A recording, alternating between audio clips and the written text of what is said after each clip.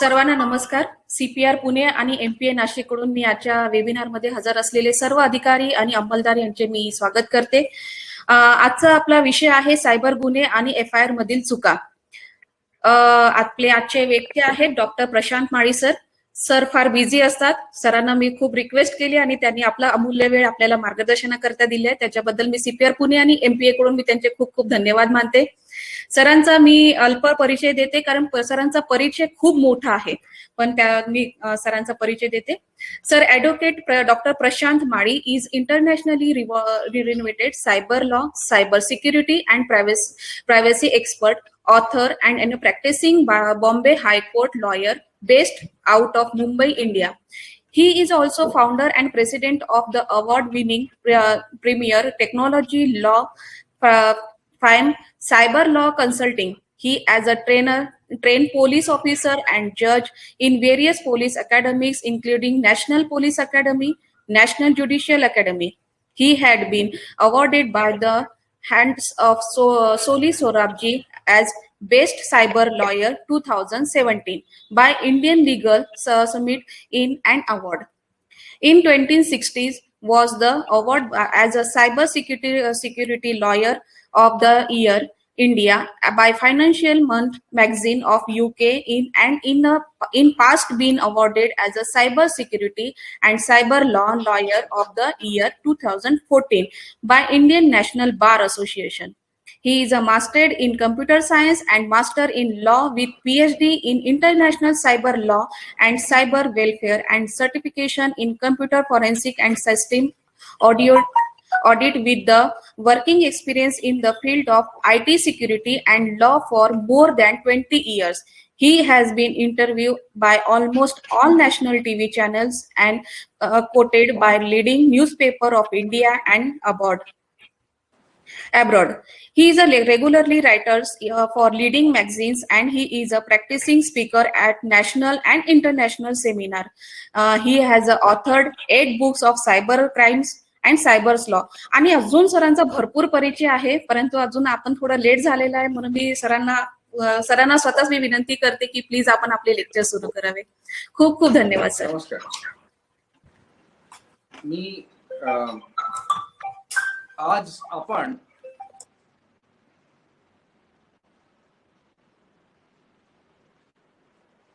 आपण जो टॉपिक बघणार आहोत तो मला मॅडमने थोडा जास्त वेळ दिल्यामुळे आपण थोडं कॉन्फिस्केशन बद्दल पण बघणार आहोत की जे आता गाईडलाईन्स आल्या त्याबद्दलही बघणार आहोत. आपण जो सुरू करणार आहोत तो जो माझ्या अनुभवातनं जे मी बघितलंय की सायबर गुन्हेच्या ज्या FIR आपण दाखल करतो आणि त्या FIR दाखल करते वेळी कॉमन ज्या चुका होतात त्याबद्दल आपण सुरुवातीला घेऊया.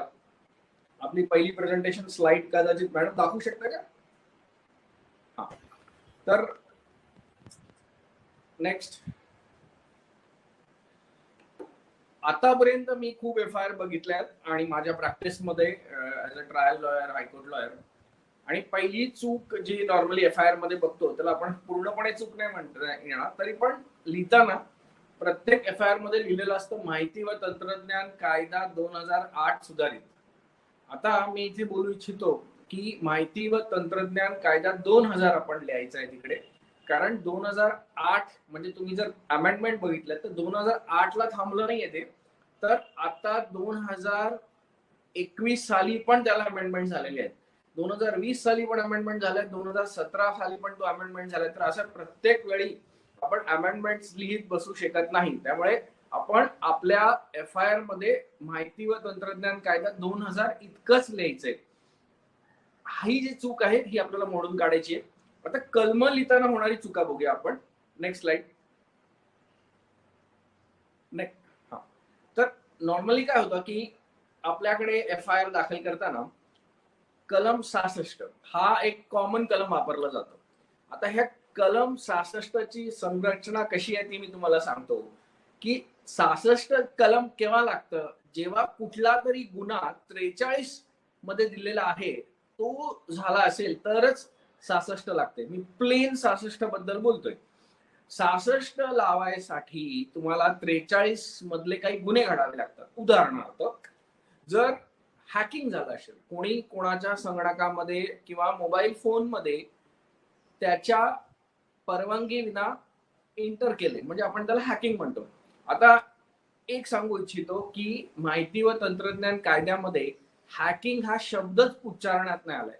हॅकिंग सोडा तर सायबर क्राईम हा शब्द सुद्धा पूर्ण माहिती व तंत्रज्ञान कायद्यामध्ये कुठेच उच्चारला गेलेला नाहीये. मग हॅकिंग हा शब्द नसल्यामुळे जो शब्द वापरलाय आधी होता, नंतर 2008च्या सुधारणा झाल्यावरती तो हॅकिंग शब्द काढून टाकण्यात आला. आता जो शब्द वापरलाय त्याचा जो एक्झॅक्ट वर्डिंग आहे त्याला म्हणतात अनऑथराइज्ड ऍक्सेस, म्हणजे कोणाच्याही परवानगी विना त्या संगणकात प्रवेश करणे किंवा मोबाईल फोन मध्ये प्रवेश करणे. तर हा जेव्हा आपल्याला कोणी गुन्हा घेऊन येतो की मला ह्याचा फोन हॅक केलाय, माझा मोबाईल हॅक केलाय, माझा लॅपटॉप हॅक केलाय किंवा सर्व्हर हॅक केलाय, तेव्हा 43 जर तुम्ही बघितलं तर 43 मध्ये 43 अ, आता 43 अ मध्ये पण 2 अ आहेत, तिकडे पण गाफील राहू नका. तिथे छोटा ए आहे आणि मोठा ए आहे. त्यामुळे आपण जर मराठीत लिहित असलो तर मग छोटा मोठं कसं करणार ते तुम्ही बघा. म्हणून 43 स्मॉल ए रीड विथ 66, मराठीत लिहिताना 43 अ सह 66, मग आपण अनऑथराइज्ड ऍक्सेसला कव्हर करतो. अनऑथराइज्ड ऍक्सेस म्हणजे कोणाच्याही परवानगी विना संगणकात किंवा मोबाईल मध्ये प्रवेश करणं. हा जेव्हा गुन्हा दाखल करून घेत असतो तेव्हा 43 अ सह 66, परत रिपीट करतो, 43 अ छोटा अ सह 66 खाली आपल्याला तो गुन्हा दाखल करायचा असतो. ह्याचीच पुढची बाजू म्हणजे आपल्याकडे कोणतरी येतं की माझा डेटा चोरला, मोबाईल मधनं डेटा चोरला, सर्व्हर मधनं डेटा चोरला, सेल्सचा डेटा चोरला, डेटाची चोरी झाली. खूप साऱ्या केसेस बँकवाले येतात तुमच्याकडे, क्रेडिट कार्डचा डेटा चोरीला झाला.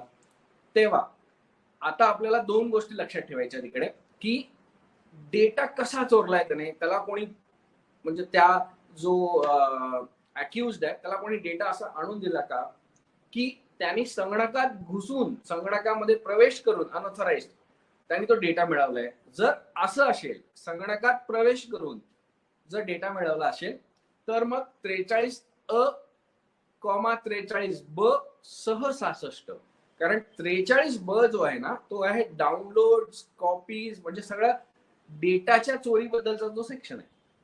तर डेटाची चोरी जर संगणकात घुसून केली असेल तर 43 अ 43 ब सह 66. पण जर कोणी त्याला आणून दिला असेल, त्याच्याकडे ऑलरेडी डेटा असेल आणि तो त्यांनी आपल्या दुसऱ्या कुठल्या कामासाठी वापरला असेल तर मग फक्त 43 ब सह 66.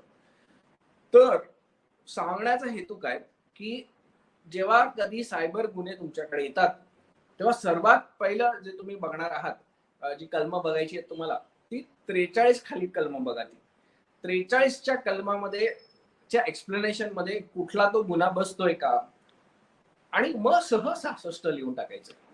हे झाले 66 अ ब क ड गुन्हे वगळून, म्हणजे फ पर्यंत गुन्हे आहेत ते वगळून प्युअर बाकीचे गुन्हे आहेत ते त्याच्यामध्ये घ्यायचे. मग आता कोणी तुमच्याकडे असं आलं की माझा प्रोग्राम चोरीला गेलाय, म्हणजे माझा सोर्स कोड चोरलाय, सॉफ्टवेअर कंपन्या, साध्या ब्रिक अँड मोर्टर कंपन्या पण तुमच्याकडे येऊ शकतात, इंडस्ट्रीज वाले, की आमचा सॉफ्टवेअर चोरी करून गेला, आमच्याकडे हा माणूस काम करायचा, मग त्यांनी सोडून दुसऱ्याकडे कामाला लागला आणि तो आमच्याकडनं सोर्स कोड म्हणजे प्रोग्राम त्याची चोरी करून निघून गेला. मग अशा वेळी तुम्हाला 43 जे चा वापर करता येतो, की स्टिलिंग ऑफ सोर्स कोड वगैरे कन्सेलिंग जो वापर आहे. तर 43 जे रीड विथ 66, म्हणजे 43 जे सह 66 हा कलम तिथे तुम्हाला लावता येतो. आता तुम्ही बघितलं असाल की खूप वेळा मला फोन येत असतात की सर त्यांच्याकडे रॅन्समवेअरचा अटॅक झालाय. रॅन्समवेअर म्हणजे त्यांचे संगणक आहेत ते निकामी झालेत आणि त्यांच्याकडनं खंडणी मागितली जाते. तर 2 गोष्टी झाल्या तिकडे. तुम्ही जर गुन्ह्याच्या हिशोबाने बघितलात तर ह्यांच्या संगणकामध्ये व्हायरस किंवा मॅलिशियस कोड किंवा रॅन्समवेअरची प्रत्यारोपण केलं गेलंय. मग ह्याच्यासाठी आपल्याकडे कलम आहे का? आहे.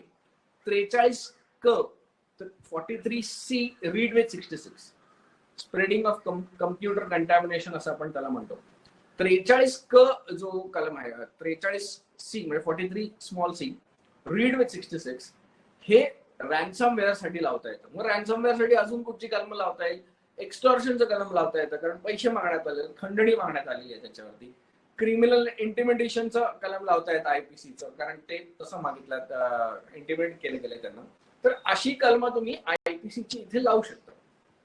आता ही जी डिस्टिंक्ट कलम आहेत ना तुम्ही तीच लावू शकता. उदाहरणार्थ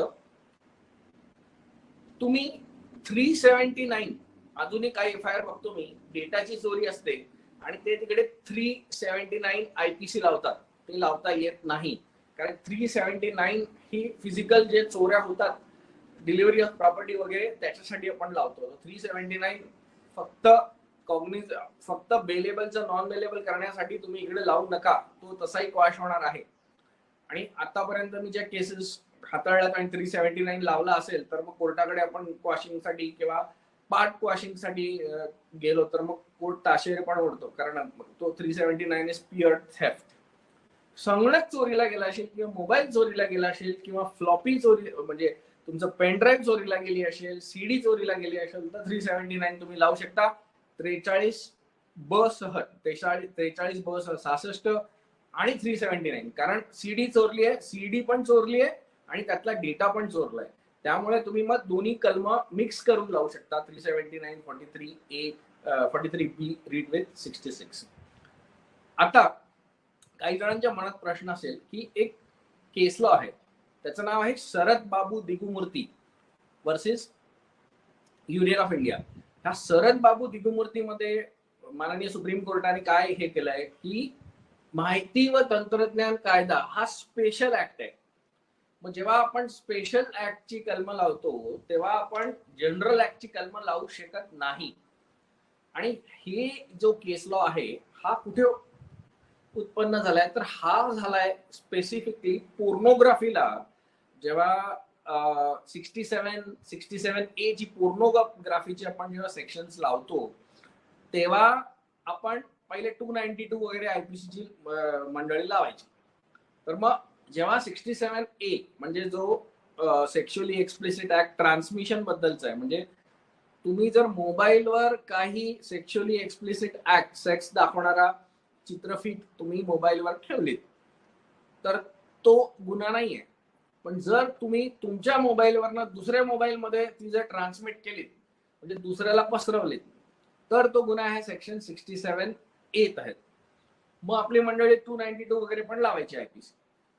तर तो जो भाग आहे तो सुप्रीम कोर्टामध्ये लढला गेला आणि त्याच्यामध्ये हे हेल्ड केलं गेलं की हा स्पेशल ऍक्ट आहे. जेव्हा आयपीसीचं जेव्हा स्पेशल ऍक्ट मध्ये कुठली कलम स्पेसिफिक गुन्ह्यांसाठी असतील तर त्याला जनरल ऍक्ट मधली कलम लावायची काही गरज नसते. तर तो पार्ट क्वॅश झाला. अशी खूप तुम्हाला मुंबई हायकोर्टाची जजमेंट पण मिळते की जिकडे ते पार्ट क्वॅश करून टाकतात. उलट पण तुम्हाला मिळेल जिकडे आयपीसी लागू पडतंय जास्त तिकडनं आयटी ऍक्ट काढून टाकण्यात आलं होतं. त्यामुळे असे दोन्ही केस लॉस तुम्हाला मुंबई हायकोर्टाचे पण मिळते. त्यामुळे डिस्टिंक्ट राहा. मिक्स कधी करायचं? जेव्हा दोन्ही इन्ग्रेडियंट्स तुम्हाला मिळतील तेव्हा तुम्हाला मिक्स करता येईल. उदाहरणार्थ आता आपल्याकडे क्रेडिट कार्ड आणि डेबिट कार्ड आणि ऑनलाईन बँकिंग फ्रॉडचे खूप सारे गुन्हे येत असतील तुमच्याकडे.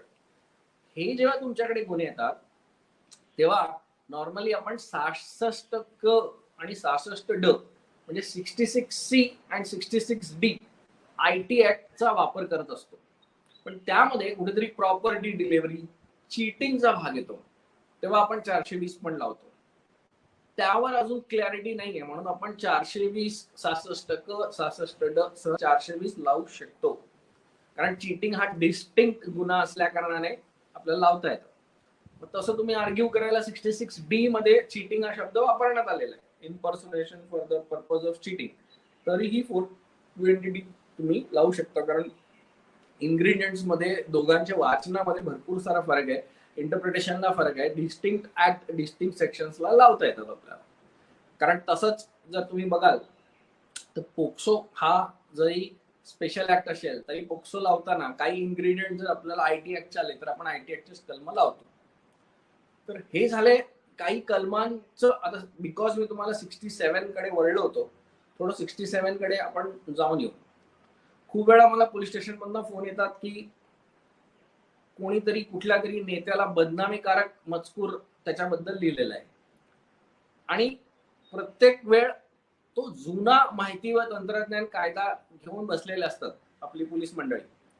तर सर्वात पहिलं जर पीआय लोक ऐकत असाल तर तुम्ही तुमच्या रीडरचा जो माहिती व तंत्रज्ञान कायदा आहे तो बदला, त्याला नवीन द्या. 2019चा किंवा 2020चा नवीन कायदा द्या.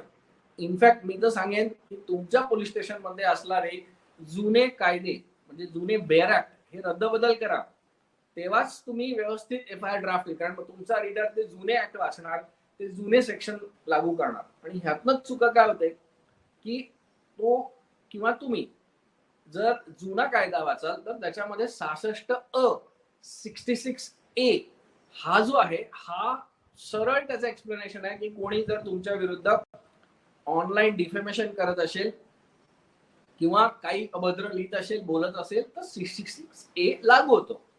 मग आपली मंडळी 66A लागू करतात त्याला आणि तो असं खूप वेळा तर ती कोर्टात पण दाखल करतात.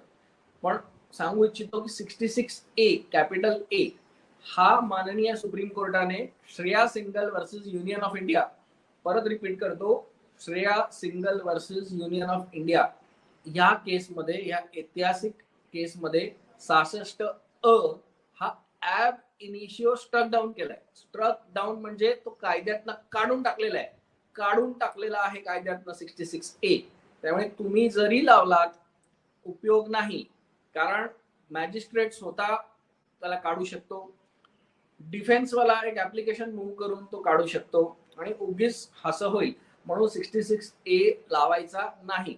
मग आपण पोरके झालेलो म्हणजे आपल्याकडे माहिती व तंत्रज्ञान कायद्यामध्ये डिफेमेशन साठी, म्हणजे तुम्हाला जर कोण अभद्र काय बोलतंय नेटवरती, इंटरनेटवरती, त्याच्यासाठी आपल्याकडे माहिती व तंत्रज्ञान कायद्यामध्ये सेक्शन नाही आहे.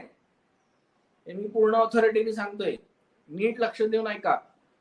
66A माहिती व तंत्रज्ञान कायदा काढून टाकलेला आहे. मग आपल्याकडे उरतं काय?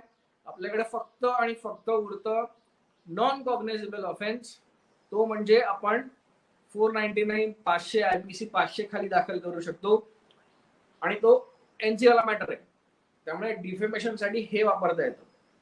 पण जर काही तुम्हाला असं बघण्यात आलं की त्या डिफेमेशन मध्ये दोन धर्मांविरुद्ध काही लिहिलेलं आहे, जातीय तिढा निर्माण करू शकतो, तर तुम्ही IPC मध्ये भरपूर सेक्शन 153 हे वगैरे वगैरे, तर त्याचा मजकूर वापरून तुम्ही तसं तो लावू शकता, पण निव्वळ डिफेमेशन साठी लावू शकत नाही.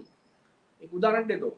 एकदा मला नाशिक वरनं फोन आला, कुठलं पोलीस स्टेशन सांगणार नाही, तर तिथनं फोन आला आणि मला विचारण्यात आलं की तिकडे कोणीतरी छगन भुजबळ त्यावेळेला, म्हणजे ज्या आधी जेव्हा मंत्री होते तेव्हा, मध्ये त्यांच्या कारकिर्दीतलं सांगत नाही, आधीची, कोणीतरी असं लिहिलंय छग्याच्या आईचा घो आणि आपण याला कुठलं कलम लावायचं. आता इंटरप्रिटेशन कसं आहे ते सांगतो. छग्याच्या आईचा घो, आईचा घो हे मराठी स्लँग आहे आणि तसं पण घो म्हणजे नवरा आहे. त्यामुळे जर कोकणात गेलो आपण तर घो म्हणजे नवरा. आता आईचा घो याच्यात काय म्हटलं, आईचा नवरा, याच्यात मोठं काय काय नाही. मला त्याने विचारलं की काय लावताय, मी सांगितलं जर तुम्हाला ओढून ताडून त्यांना वाटतंय त्यांना डिफेम केले गेलेलं आहे तर तुम्ही 409 500 लावू शकता. काही दिवसांनी मी नाशिक मध्ये गेलो तर मला त्याच सिनियर BIचा फोन आला, सर मला डिस्कस करायचं. म्हणून काय डिस्कस करायचं, झालं ना, सांगितलं ना, लावला की नाही तो कलम. तो बोलतो आम्ही तो नाही लावलाय, आम्ही सेक्शन 67A लावून टाकला म्हणे. का? तर तो नॉन बेलेबल आहे म्हणून तो लावून टाकला. त्याच्यामध्ये काय इन्ग्रेडियंट आहे लावलं 66? नाही म्हणे सर इकडे कोणाला कळतंय. हे त्याचा डिफेन्स होता, इकडे कोणाला कळतंय. पण आता मी सांगू इच्छितो की सेक्शन 67 जो आहे तो ऑब्सिनिटीसाठी लावता येतो. ऑब्सिन कोणी काय म्हणत असेल तर लाव, म्हणजे डिफेमेशन प्लस ऑब्सिन असेल, म्हणजे एनी डिफेमेशन विच इज ऑब्सिन तुम्ही 67 लावू शकता. जर तो ऑब्सिन नसेल तर नाही लावता येत. आता ऑब्सिनिटीचं डेफिनेशन आहे ना, ते जर तुम्ही आतापर्यंत बघितलं तुम्ही विकिपीडियावर वाचू शकता. ऑब्सिनिटीचं डेफिनेशन प्रत्येक 10-10 वर्षाला बदलत असतं ते. म्हणजे मागे सुप्रीम कोर्टाने म्हणजे आपल्या मुंबई हायकोर्टाने हे धरलेलं की जे स्टेफी ग्राफ आणि बोरिस बेकर यांचे नागडे फोटो होते, फ्रंटल न्यूड फोटो होते आणि ते माझ्या मते ते ह्याच्यासाठी प्रोटेस्ट करत होते आणि तर त्याला त्यांनी न्यूड ऑप्शन म्हणून धरलं नव्हतं. तो केस लॉ आहे. तर तुम्ही का तसे राहताय, काय त्याला विविध गोष्टी आहेत ऑप्शनसाठी. तो ऑप्शनिटी पण सेक्शन लावताना समजून लावावा सेक्शन 67. जर त्याच्यामध्ये सेक्शुअली एक्सप्लिसिट गोष्ट असेल म्हणजे काय माणूस माणूस माणूस बाई बाई बाई काही असं जे काही सेक्शुअली एक्सप्लिसिट दिसत असेल आणि तो ट्रान्समिट करत असतील किंवा पब्लिश करत असतील तर सेक्शन 67A आपल्याला लावता येतो. सेक्शन 67A हा नॉन बेलेबल ऑफेन्स आहे. आता तुम्हाला मी एक त्यातला ट्विस्ट सांगू इच्छितो. आता मुंबईमध्ये 37 कोर्टाने हा जो नवीन दुसरा सेक्शन सांगतो ह्याच्यावर जजमेंट पण आलेलं आहे आणि त्या सेक्शनचं नाव आहे सेक्शन 66E. खूप कमी वेळा लावतात मंडळी. सेक्शन 66E म्हणजे असं त्याचं एक्सप्लेनेशन म्हटलंय, त्याला व्हायोलेशन ऑफ प्रायव्हसी म्हटलंय. आता व्हायोलेशन ऑफ प्रायव्हसी म्हणजे तुमच्या गोपनीयतेचा भंग करणं. आता पण त्याचं एक्सप्लेनेशन जरा विचित्र आहे. ते काय म्हणतंय, जर आणि लक्षात घ्या तुम्ही हा कुठलाही पुरुष किंवा स्त्री, परत रिपीट करतो, कुठलाही पुरुष किंवा स्त्री ह्याच्या परवानगी विना त्याच्या प्रायव्हेट पार्टचा म्हणजे त्यांनी कपडे घातलेले आहेत नग्न नाही, प्रायव्हेट पार्टचा जर कोणी फक्त फोटो टिपला म्हणजे पुढचा मागचा जर फोटो टिपला तर सेक्शन 66E लागू होतो. व्हायोलेशन ऑफ प्रायव्हसी म्हणजे काही मुलींच्या मागे मागे जातात, तिचा व्हिडिओ काढतात, मागून पुढून काढतात, अशा सगळ्याला तो लागू होतो सेक्शन 66E. ह्याच्यात ऑब्सिनिटी नाहीये, हा वेगळा आहे सेक्शन, लक्षात घ्या. आणि ह्याच्यात सेक्शुअली एक्सप्लिसिटनेस पण नाहीये कारण कपडे घातलेल्या अवस्थेत आपण हे करतोय. ह्याच्यापेक्षा जो भयानक सेक्शन असतो म्हणजे ज्याला आता पोक्सो आल्यामुळे आपण त्याचा जास्त वापर करत नाही, पण सांगू इच्छितो की पोक्सोच्या एक्सप्लेनेशन पेक्षा जास्त सेक्शन 67B म्हणजे पोर्नोग्राफी या सेक्शनला पॉवर आहे. चाइल्ड पोर्नोग्राफी या सेक्शनला पॉवर आहे. सेक्शन 67B हे फक्त आणि फक्त आपण 18 वर्षाखालील मुली व मुलं यांना नग्न अवस्थेत दाखवणं, यांचं सेक्शुअली अब्यूज करताना दाखवणं, हे सगळं सोडा. जर कोणी गुगलवर जाऊन डगडग गोवर जाऊन कुठे म्हणजे असल्या वेबसाईट्सवर जाऊन फक्त चाइल्ड पोर्नोग्राफीच्या संदर्भात सर्च जरी केला तर त्यांनी बघितलेलं नाहीये, त्याला लत असेल, तो फक्त बघतोय, फक्त सर्च करायचा प्रयत्न करतोय, तरीही सेक्शन 67B त्याच्यावर लागू होतो. आणि सेक्शन 67B ची पनिशमेंट तुम्हाला माहितीच आहे, 7 वर्षापर्यंतची शिक्षा आणि 10 लाखाचा दंड आहे. कॉग्निझेबल आहेच तो आणि तुम्ही अरेस्ट करू शकता आणि त्या माणसाला मीडिया अटेन्शन पण फुकटमध्ये मिळणारच आहे कारण मीडिया त्याला वाईडली कव्हर करेल. तर अशी विविध शिक्षा देणारा जो 67B आहे चाइल्ड पोर्नोग्राफी वाला सेक्शन आहे. आता परत आपण जर वळलो तर मी तुम्हाला मगाशी सांगितलं 43 मधले 10 सेक्शनला 66 लावायचं आहे. पण 66 मध्ये तुमच्याकडे अ ब क टू एफ म्हणजे ABCDEF पर्यंत कलम आहेत. ती आपण IT ऍक्ट म्हणजे सायबर क्राईम संदर्भातील काही गुन्हे घडतील तेव्हा आपण तिकडे लावू शकतो. मग तुम्हाला मी A बद्दल सांगितलं, तो रद्द झालाय. B बद्दल सेक्शन 66B हे आपण कधी लावू शकतो, हा एक दुसरा कलम आहे. जेव्हा जर कोणी सोर्स कोड चोरी करेल. मग ह्याच्यात दोन गोष्टी आहेत. कधी कधी काय होतं की आपण काही मंडळी फॉर्म बघून टाईप करतो आणि स्क्रीनवर टाकतो. जर तुम्ही हा फॉर्मच चोरी करून नेला, आता तुम्ही डेटा चोरी करत नाही पण खालचा फॉर्म जो टाईप केलेला फॉर्म असतो तोच चोरी करून नेला, तर सेक्शन 66B आपल्याला लागू शकतो. आणि सेक्शन 66B फक्त त्यालाच लागू शकत नाहीये. सेक्शन 66B जो कलम आहे तो कम्प्युटर रिसोर्स स्टोलिंग म्हणजे मोबाईल फोन चोरीला गेला, मोबाईल चोरीला गेला, लॅपटॉप चोरीला गेला, फक्त कीबोर्ड किंवा कीबोर्डची एखादी की किंवा माऊस मधला कुठला भाग चोरीला गेला, कारण कम्प्युटर रिसोर्स आहे तेव्हा 1666B लागू शकतं त्याला. म्हणून सेक्शन 66B चा पण कमी वापर केला जातो, पण तो कॉग्नायझेबल ऑफेन्स आहे, लावता येऊ शकतो. सी आणि डी बद्दल मी तुम्हाला सांगितलं. एक आहे आयडेंटिटी थेफ्ट, दुसरा आहे impersonation for the purpose of cheating. आता सेक्शन 66E बद्दल पण मी सांगितलं तुम्हाला, प्रायव्हसी व्हायोलेशन. आता सर्वात महत्वाचं, सर्वात मोठा, ज्याला जास्तीत जास्त पनिशमेंट आहे, तो म्हणजे सेक्शन 66F. 66F कधी लावतो आपण? जेव्हा भारताची असं कोणी काही करेल, म्हणजे संगणकात शिरून, परत सांगतो, संगणकात अवैध परवानगी विना प्रवेश करून, म्हणजे खास तर नॅशनल इम्पॉर्टन्सचे वगैरे काही असं संगणक असतील तर परवानगी विना अवैध प्रवेश करून असं काही करेल ज्यामुळे भारताची अखंडता, स्वाभिमत्ता ह्यामध्ये काही तिढा निर्माण होईल, ह्यामध्ये काही ह्याच्यामुळे लोकांच्या मनात भीती निर्माण होईल, अशा वेळी जर म्हणजे कोणी असं संगणकात अवैध प्रवेश करतोय तर आपल्याला त्याला सेक्शन 66F खाली गुन्हा दाखल करता येतो.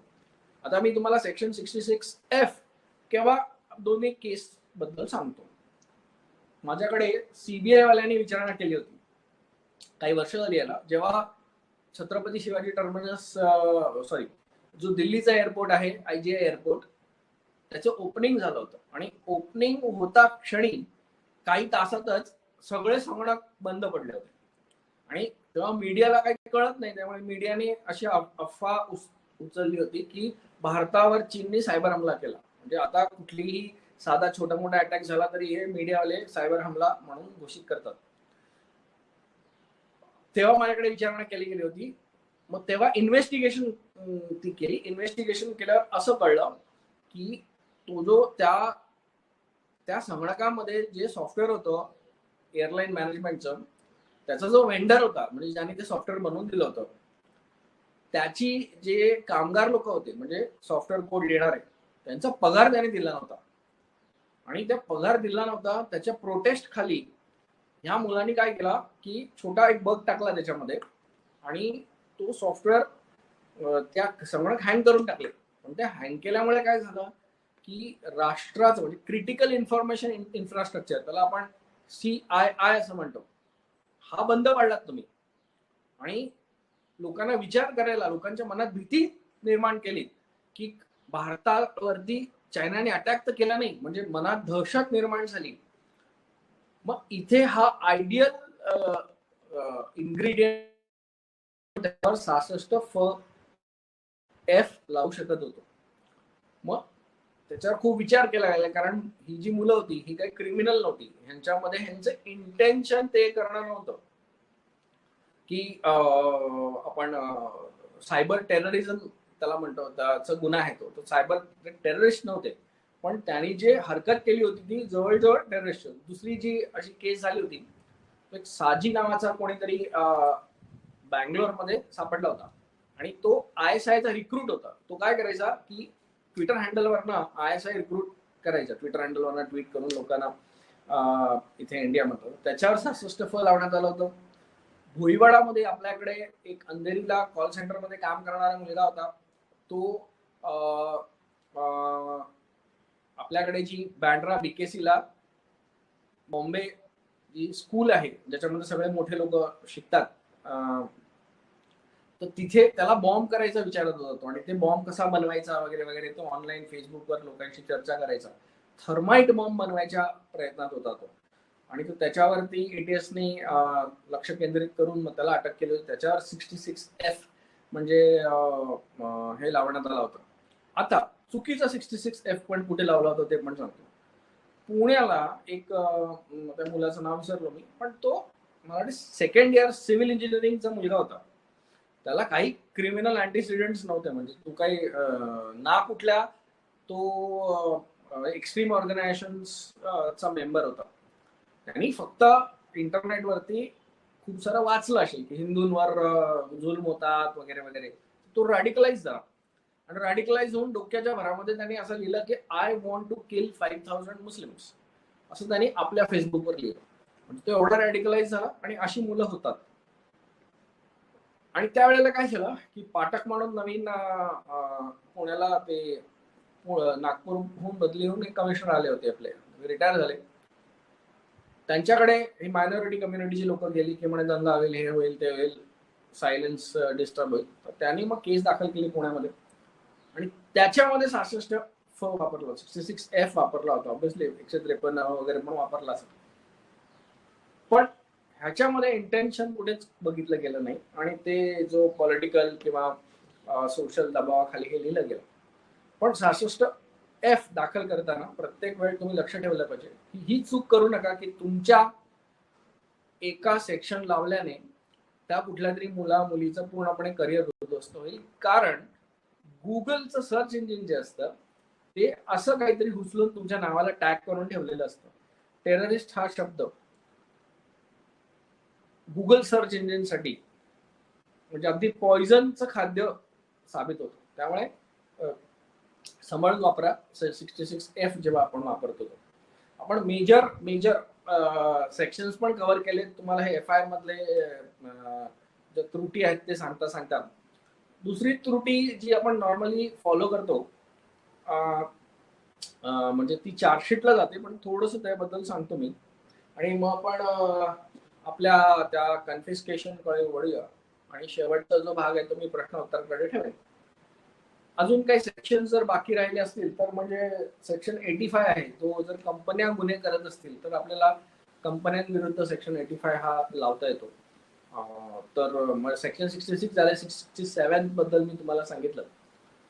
एक असा अजून एक मजेदार गुन्हा आहे जो 72 आणि 72A हा सेक्शन आहे आणि खूप जणांना माहित नसतं की सेक्शन 72 हा पोलिसांविरुद्ध लावता येतो. सेक्शन 72 ची जर तुम्ही रचना वाचलीत, खूप वेळा काय होतं, तुमच्याकडे खूप सारा डेटा थेफ्टची केस आली असेल तर तुमच्याकडे पण खूप डेटा येतो बघा. तुमच्याकडे चॅट्स येतात, स्क्रीनशॉट्स येतात. असे जर चॅट्स आणि स्क्रीनशॉट्स तुम्ही हा डेटा पब्लिक होतपर्यंत जर तुम्ही का तो कोणाला शेअर केला तर हा जो विक्टिम असतो हा तुमच्यावर 72 खाली 72 माहिती व तंत्रज्ञान कायदा 72 या खाली तुमच्यावर केस दाखल करू शकतो.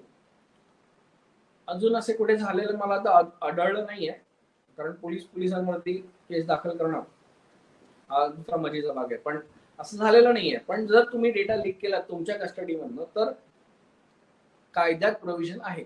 जसं 72A आहे तो कॉन्ट्रॅक्ट मध्ये जर तुम्ही असाल आणि कॉन्ट्रॅक्ट मध्ये असताना एका कंपनीने दुसऱ्या कंपनीचा डेटा लीक केला तर ते 72A लागू होतं त्याच्यावर. आता वळूया आपण की जी काही मिस्टेक्स आपण चार्जशीट द्वारा किंवा सायबर गुन्हा घडला की जे छोट्याची चूक होते ती म्हणजे कन्फिस्केशनच्या टाइमला होते, जप्ती करताना ची होणारी चुका. त्याची आपण गाईडलाईन्स बघणार आहोत आता आणि त्या मी मराठीत काल माझ्या स्टाफने मला टाईप करून दिलेत, त्यामुळे आपण ते मराठीत दाखवू. म्हणजे प्रेझेंटेशनचा तो भाग मराठीत आहे, तर आपण ते बघूया. ते प्रेझेंटेशन घेता का वासिम मॅडम? Yes sir.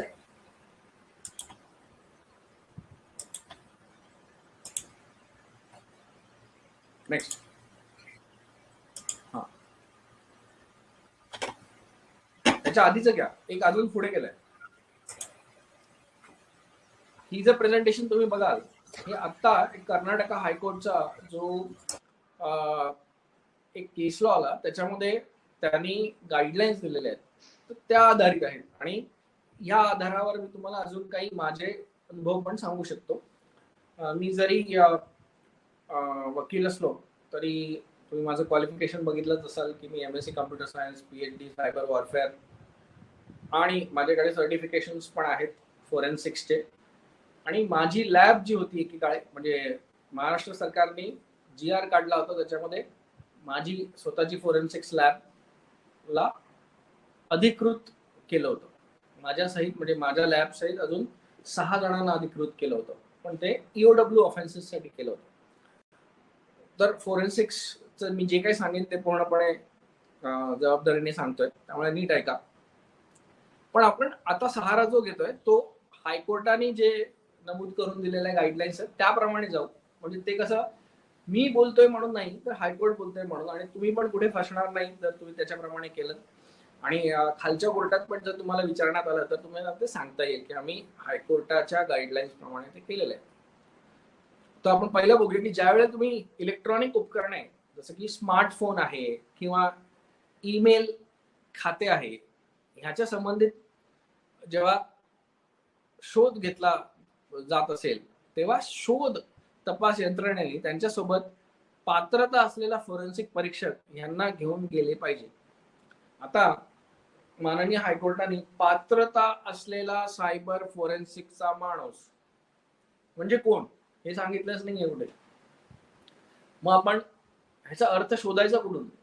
तो एक अर्थ हा होऊ शकतो की म्हणजे तुमच्या बरोबर FSL चा माणूस, म्हणजे तुम्ही ज्याला केमिकल CA चा माणूस तुम्ही केमिकल अनालायझर अजून म्हणता, तर आपला जो FSL आहे कलिना इथे आणि आता नागपूर औरंगाबाद सगळ्याकडेच झालेला आहे तिथला फॉरेन्सिकचा माणूस असं आतापर्यंत होऊ शकतो. दुसरं IT ऍक्ट मध्ये सर्टिफिकेशन ऑफ इलेक्ट्रॉनिक एव्हिडन्स हा नावाचा एक कलम आहे आणि त्या अख्यारित्या भारत सरकारने काही फोरेन्सिक लॅब्स आहेत त्याला नोटिफाय केलेलं आहे. तुम्हाला ते नेटवरती मिळून जाईल सगळं ना, CBIच्या वेबसाईटवर पण आहे. तर त्या तहत जी लोक आहेत त्यांना नेता येईल. म्हणजे आता तुम्ही जर कायद्याच्या हिशोबाने मला विचारलं, मला पूर्णपणे माहिती आहे की प्रत्येक पोलीस स्टेशन मध्ये हल्ली कोण ना कोणतरी एक फॉरेन्सिक वाला माणूस असतो, तो प्रायव्हेट असतो, त्याची दस्ती कुठे नसते. पण जर त्याला तुम्ही कुठल्या तरी कॉन्ट्रॅक्ट खाली, म्हणजे पोलीस महाराष्ट्र पोलीस किंवा प्रत्येक जे मुंबई पोलीस यांनी कुठल्या तरी कॉन्ट्रॅक्ट खाली जर त्याला घेतलं तर मग आपण त्याला ऑथराइज्ड फॉरेन्सिक परीक्षक म्हणून आपल्या चार्जशीट मध्ये त्याची नोंद घेऊ शकतो. नाही तर काय होतं तुम्हाला सांगतो, मी आहे डिफेन्स लॉयर. जर मला तुम्ही कोणी ऐरा गैरा फॉरेन्सिक वाला ची नोंद तुम्ही माझ्या FIR मध्ये चार्जशीट मध्ये आणली आणि मला त्याचा वैयक्तिक इंटरेस्ट त्या ह्याच्यात साबित करता आला किंवा तो आलाच नाही किंवा त्या प्रश्न उत्तर हाताळताना आलीच नाही आणि तो प्रायव्हेट आहे हे जर मला तिथे साबित करता आलं तर तुमची पूर्ण केस ढासळू शकते. कारण त्याला प्रायव्हेट फॉरेन्सिक्स वाल्याला एव्हिडन्सला हात लावणं म्हणजे चेन ऑफ एव्हिडन्स तोडणं असं मी आरामात साबित करू शकतो आणि करत आलेलो आहे. त्यामुळे काळजी घ्या, जरी तुम्ही प्रायव्हेट फॉरेन्सिक्स वगैरे करत असाल तशी नोंदणी तुमच्या चार्जशीट मध्ये न झालेली बरी. कारण चेन ऑफ एव्हिडन्स जर तुटली किंवा ती जर गडूळ झाली तर तुम्हाला माहिती काय होतं केसचं. पण हा आपण हे तुम्हाला माझ्या हिशोबाने तुम्हाला हा जो पात्रता असलेला फॉरेन्सिक परीक्षक कोण आहे त्याच्याबद्दल सांगितलं. गुन्ह्याचा तपास करताना ज्या जागेवर संगणक ठेवले असतील हे खूप महत्वपूर्ण आहे की जिथे संगणक ठेवले असतील तिथे संपूर्ण फोटो तुम्ही असे काढले पाहिजे की ज्यामध्ये सगळ्या तुमचे केबल्स आहेत, वायर्स आहेत, कनेक्शन जसे पॉवर, नेटवर्क इत्यादी फोटोमध्ये टिपले गेले पाहिजे. म्हणजे परत तुमचा जो पोलीस फोटोग्राफर असतो त्याचं महत्व आलं. आणि त्याला जमत नसेल तर त्याचं ट्रेनिंग करून द्या, त्याला मुद्दे लिहून द्या की कुठले भाग तुझ्या फोटोत दिसले पाहिजेत म्हणून, आणि त्याला नंबरिंग करून हा म्हणजे हे लाईट चालू होती की नाही चालू होती, काय होतं, कुठल्या परिस्थितीत दिसला.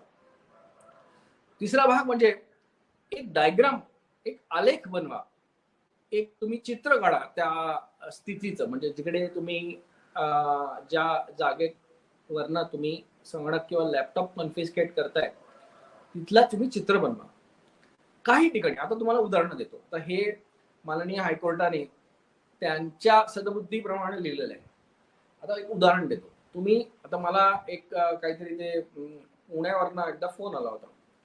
ते काहीतरी एक मोठा फ्रॉड होते, काहीतरी साई ग्रुप काय कुठला तरी, त्याच्यावरती खूप कोटींचा फ्रॉड होता.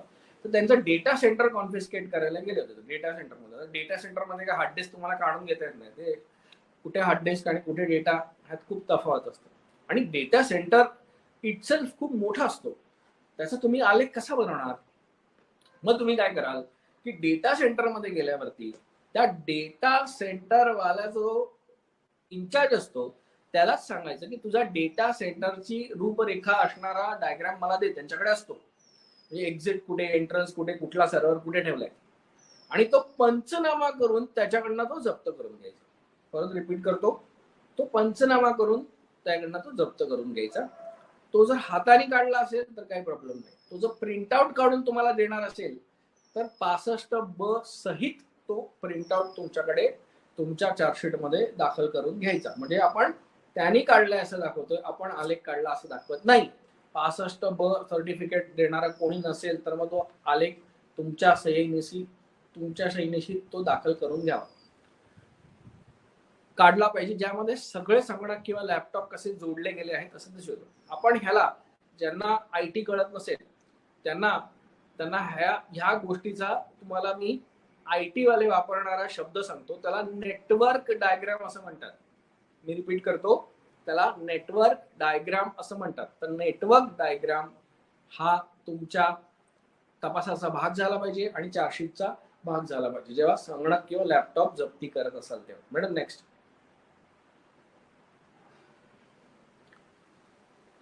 आता कधी कधी खूप वेळा तुम्हाला हा प्रश्न असतो की आपण जेव्हा जप्ती करायला जातो तेव्हा काय करायचं, संगणक चालू असेल तर बंद करायचं का, बंद असेल तर चालू करायचं का, वायरी कशा काढायचा, म्हणून हा पॅरा त्यांनी दिलेला आहे. ज्या संगणकात पॉवर चालू असेल आणि स्क्रीन ही ब्लॅक असेल, म्हणजे काही दिसत नसेल तुम्हाला त्याच्यात, तर संगणकाचा माऊस हलवा. माऊस हलवून जसं स्क्रीनवर इमेज येत जाईल तसे स्क्रीनचे फोटो काढून घ्या. म्हणजे थोडासा हाताने माऊस हलवला तर स्क्रीन तो हायबरनेशन मोड मध्ये असेल तर तो जागा होतो, आणि जागा झाल्यावर स्क्रीनवर काहीतरी दिसू लागतं, जे काय दिसतंय त्याचा फोटो काढा. म्हणजे स्थिती प्रज्ञा जी स्थिती होती ती, म्हणजे ज्या स्थितीत संगणक होता त्या स्थितीत तुम्ही जसं चित्रफित काढून घेतली आहे किंवा फोटो काढून घेतलाय किंवा व्हिडिओ काढलाय, जो काय तुमचं चाललं असेल ते. मॅक पत्ता, आता मॅक पत्ता म्हणजे हे जरा लिटरल ट्रान्सलेशन झालं, पण त्याला मॅक ऍड्रेस असं म्हणतात. खूप वेळा काय होतं की IP ऍड्रेस ह्यावर अख्खा आपला तपासाचा निकष असतो. आणि मी तुम्हाला सांगू, मी माझ्या खूप साऱ्या केसेस मध्ये आर्ग्यू करतोय की IP ऍड्रेस म्हणजे फिंगरप्रिंट नव्हे. ही जी तुमच्या मनामध्ये झालेली तुमची समज आहे ती फार चुकीची आहे. पहिल्याच्या काळी आपण काय करायचो, कुठे गेला, गुन्हा घडला, फिंगरप्रिंट आपण जमा करायचो, पहिली गोष्ट. आता काय करतो, IP ऍड्रेस शोधायच्या मागे असतो. IP ऍड्रेस म्हणजे त्या संगणकाचा फिंगरप्रिंट पण नव्हे. IP ऍड्रेस आणि संगणकाशी खूप वेळा संबंधच नसतो, कारण IP ऍड्रेस जो असतो तो त्याला काही काळापुरता, मर्यादित पुरता DHCP नावाचा जो dynamic host control protocol server असतो तो त्याला देत असतो, त्याला प्रक्षेपित करत असतो. खूप वेळा तर त्या संगणकाला सारखा वेगळा IP ऍड्रेस मिळत असतो. खूप वेळा जे चोर मंडळी असतात ते VPN द्वारा, प्रॉक्सी सर्व्हर द्वारा स्वतःचा वेगवेगळा IP address, jumping IP address घेत असतात. त्यामुळे IP ऍड्रेस म्हणजे संगणक नव्हे, IP ऍड्रेस म्हणजे डिव्हाइस नव्हे. पण जर तुम्हाला त्या डिव्हाइसच्या, त्या संगणकाच्या जवळ जायचं असेल तर प्रत्येक संगणकाला, प्रत्येक मोबाईल डिव्हाइसला एक युनिक असा मॅक ऍड्रेस असतो. मॅक म्हणजे त्यावेळेला असं म्हणायचे मेसेज ऑथेंटिकेशन कोड, असा त्याला तो ऍड्रेस असतो. आणि त्या ऍड्रेसला जर तो IP ऍड्रेस बाइंड करता आला, म्हणजे त्या दोघांचं कनेक्शन असतं ते तुम्हाला काढून येतात, तर तुम्हाला पिन पॉइंट करता येतं. आता उदाहरण देतो मी तुम्हाला. जर तुमच्याकडे IP ऍड्रेस आणि मॅक ऍड्रेस या दोघांची माहिती असेल आणि तुम्हाला असं कळतंय की कुठल्या तरी सायबर कॅफे मधनं कुठल्या तरी मंत्र्या संत्र्याला शिवीगाळ किंवा त्याचे घाणेरडे फोटो कुठल्या तरी साईटवर टाकण्यात आलेले किंवा एखाद्या स्त्रीचे टाकण्यात आले, तर तुम्ही शोधत IP ऍड्रेस कोणाचा सापडणार तुम्हाला? त्या संगणकाच्या सायबर कॅफेवाल्यांचा. तुम्ही तिकडे गेल्यावर काय करायचं असतं, आता माहिती व तंत्रज्ञान कायद्यामध्ये सायबर कॅफे रूल्स 2011 आहेत. तर प्रत्येक सायबर कॅफेवाल्याला त्या सायबर कॅफे रूल्स प्रमाणेच सायबर कॅफे चालवायचं असतं. तुम्ही जर सायबर कॅफेचं डेफिनेशन बघितलं ना, तर सायबर कॅफे म्हणजे 50 रुपये घेऊन तो सायबर तुम्हाला सर्व करून देतो, तोच फक्त नव्हे. जर कंपनीमध्ये किंवा एअरपोर्टमध्ये अशी जागा असेल जिकडे तुम्हाला नेटवर्क बसता येते वगैरे वगैरे, त्यांनी सगळ्यांनी ते फॉलो करायचे, कारण ते जनतेला इंटरनेट वापरू देत आहेत. तर अशा ठिकाणी तुम्ही जाऊन त्याचा पहिला रजिस्टर हस्तगत कराल, ज्याच्यावरती साईन असेल किंवा त्यांनी काय आयडी घेतला असेल ते हस्तगत कराल. पण त्याला आणि मग त्याला हे विचाराल की बाबा तुझा लॉग दे. त्या वेळेला त्या संगणकावर कोण बसलं होतं ते तुम्हाला फिगर आउट करावं लागेल आणि मग तुम्हाला त्या अक्यूज पर्यंत पोहोचता येईल. का? कारण खूप वेळा BSNL, MTNL, ISP जे असतो त्या अख्ख्या सायबर कॅफेला एकच IP ऍड्रेस देतो. त्याच्याकडे 10 संगणक असतील तर त्यामुळे तुम्हाला पिन पॉइंट करून त्या संगणकावर कोण त्यावेळेला बसलं होतं हे शोधणं गरजेचं आहे. तुम्ही म्हणाल त्या जो सायबर कॅफे वाला होता तो अनाडी निघाला, त्यांनी काहीच ठेवलं नाही.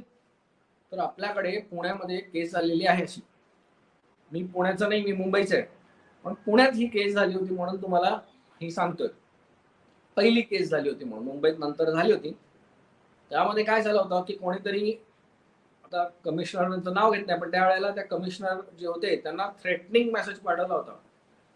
आणि थ्रेटनिंग मेसेज पाठवल्यामुळे पोलीस हरकतमध्ये, म्हणजे ऑब्व्हियसली कमिशनरांना पाठवले, त्यामुळे शोधून काढलं त्यांनी तो थ्रेटनिंग मेसेज कुठून पाठवला होता. ते एका सायबर कॅफेतनं पाठवला होता. सायबर कॅफेमध्ये त्याच्याकडे काय नव्हतं, ना रजिस्टर ठेवलं ना CCTV ठेवलं. पोलिसांनी त्या सायबर कॅफेचा मालक आणि सायबर कॅफेचा जो मॅनेजर होता, म्हणजे जो ऑपरेटर होता, त्याच्यावर गुन्हा दाखल केला आणि ह्याच्यात शिक्षा पण झालेली आहे. तुम्ही नेट जरी शोधलं तुम्हाला मिळेल. तो सायबर कॅफे चालवणारा आणि मालक दोघांना शिक्षा झालेली आहे. आणि मला वाटते 5,000 आणि 2-3 वर्षाची 15 महिन्याची शिक्षा वगैरे असं काहीतरी झालंय. तर चेक करून घ्या, पण आहे तो केस लॉ आहे. कारण त्यांनी हे फॉलो केलं नव्हतं. मग तुम्ही ग्रॉस नेग्लिजन्स खाली त्यालाच आपण त्याच्यावर गुन्हा दाखल करतो. म्हणजे असं जर कंपनीत कधी झालं तुम्ही गेलात तर मग कंपनीचा जो CISO असतो किंवा कंपनीचा जो वेब ऍडमिनिस्ट्रेटर असतो त्याच्यावर तुम्ही गुन्हा दाखल करू शकता, काही प्रॉब्लेम नाही. तर मॅक पत्त्याचा अर्थ सांगितला मी तुम्हाला सांगितलं. आता प्रत्येक संगणकाला एक मॅक ऍड्रेस असतो. ओके, आता तुम्ही म्हणाल की मॅक ऍड्रेस हमेशा नेहमी मिळतो का? गरज नाही. आपल्याकडे जर तुम्ही काही अड्डे असतात माहिती आहे तुम्हाला, जिकडे मोबाईलचा EMI नंबर घासून काढून दुसरा लावतात, तसंच मॅक ऍड्रेस पण डुप्लिकेट ट्रिप्लिकेट करता येतो, काढून दुसरा घुसवतात त्याच्यामध्ये, दुसरा लावता येतो. तर ते तुम्हाला बघावं लागेल. त्याला अँटी फोरेन्सिक्स करून तो चेक करायचा की ह्याचा मॅक ID तर बदलला नाही ना आणि दुसरा मॅक ID वापरला गेला नाही ना, हे बघणं जरा एक लेवल ऍडव्हान्सचं काम आहे.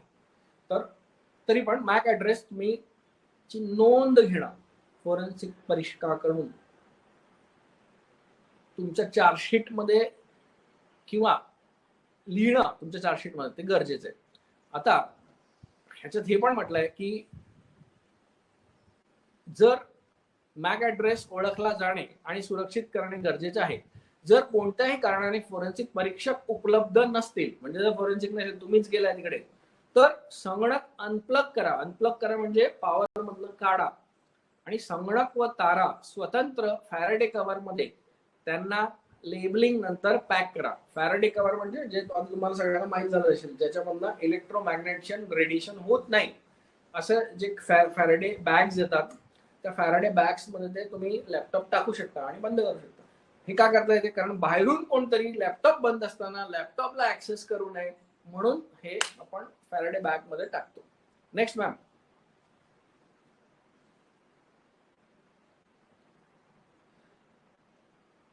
आता ही एक केस असते की लॅपटॉप संगणक जर एखाद्या नेटवर्कशी जोडलेली असतील तर काय कराल?